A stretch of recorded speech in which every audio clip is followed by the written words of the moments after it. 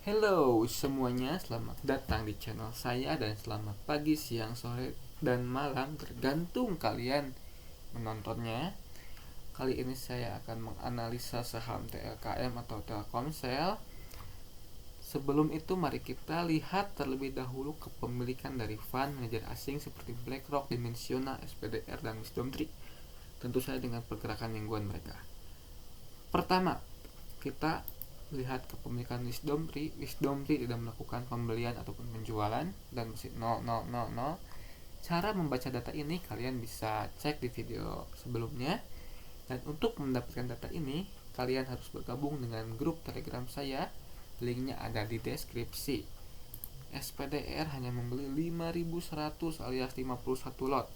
Karena satu lot saham sama dengan 100 lembar. Jadi 5.100 lembar dibagi satu lot itu 51 hasilnya. Dimensional nggak beli nggak jual masih 0. Dan BlackRock membeli 200.000 lembar saham alias 2.000 lot. Berarti tanggal 16 April terjadi akumulasi dari BlackRock. Dan kita lihat data mingguan dari fund manager ini. Tinggal download saja dan datanya dalam bentuk zip, perlu diekstrak dan akan menjadi Excel. Saya sudah mengekstraknya, jadi tinggal dianalisa aja. Kita cari saham TLKM. Oh, saya salah nandain ya, bentar.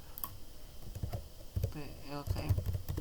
Oke, dapat pada tanggal 10 sampai tanggal 16 BlackRock mengakumulasi Telkomsel atau membeli Telkomsel sebanyak 900 lembar saham dalam lot 9 ribuan ya.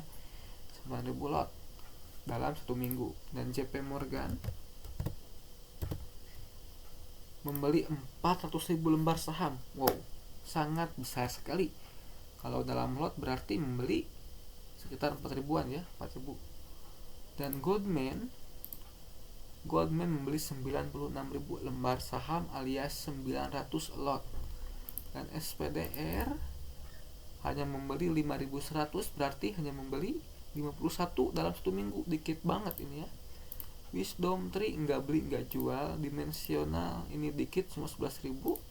SCH ini besar, 300.000 lembar saham alias 3.000 lot dalam satu minggu. Terjadi akumulasi kurang lebih 17.000 lot dalam satu minggu tanpa adanya penjualan dari 7 institusi asing ini ya. Artinya sedang terjadi inflow yang besar di Telkomsel. Nah, mari kita lihat data lonjakan dan data frekuensi dari Telkomsel. Kita perbesar dulu. Data ini bisa didapatkan gratis di grup Telegram ya. Dan ada lonjakan 144% dari volume 30 hari bursa TLKM. Berarti saham ini sedang ramai diperdagangkan. Frekuensi juga naik 161%. Ini sangat besar sekali.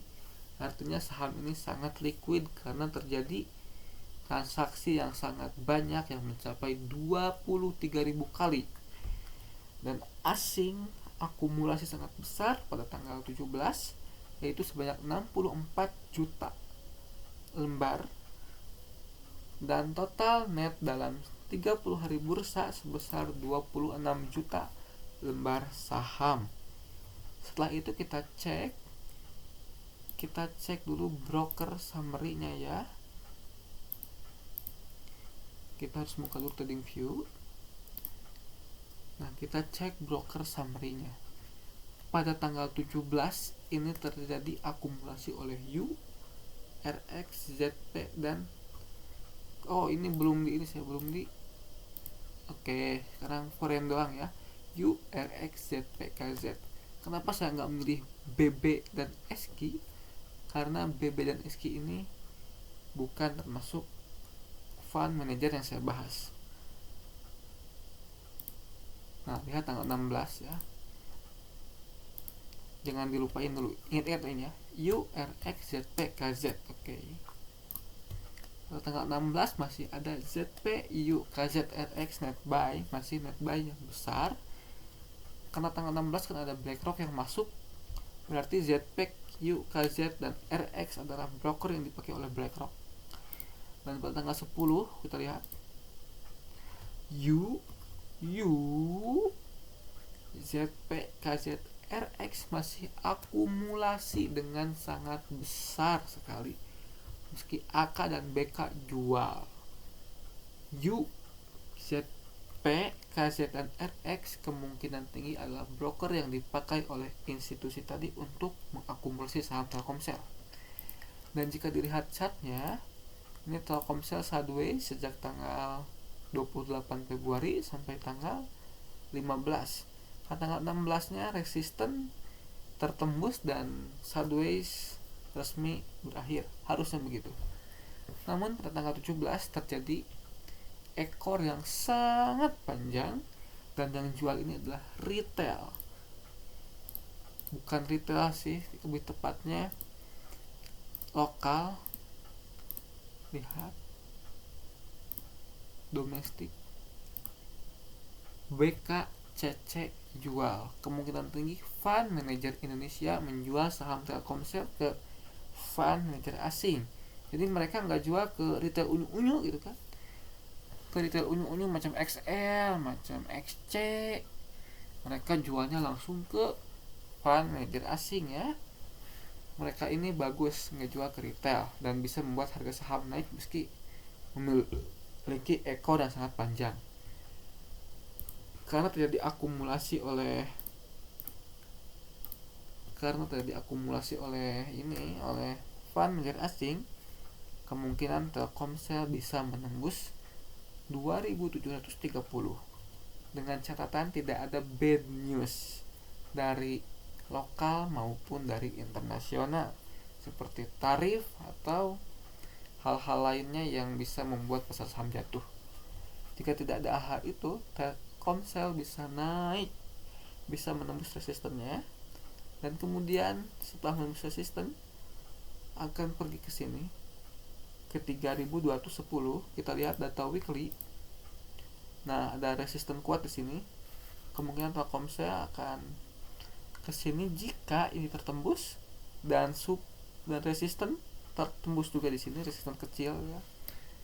Dan jika ini tertembus, maka Telkomsel akan resmi tutup gap. Gap ini dibuat pada 16 April 2024, berarti sudah 1 tahun gap ini belum tertutup. Dan kemungkinan tinggi jika tidak ada bad news lokal ataupun internasional, Telkomsel bisa menutup gap. Karena asing sedang gencar-gencarnya untuk membeli Telkomsel, kemungkinan ada something di Telkomsel yang membuat asing tertarik untuk membeli Telkomsel. Ini bukan nasihat untuk buy atau sell, ini hanya sebuah insight dari saya.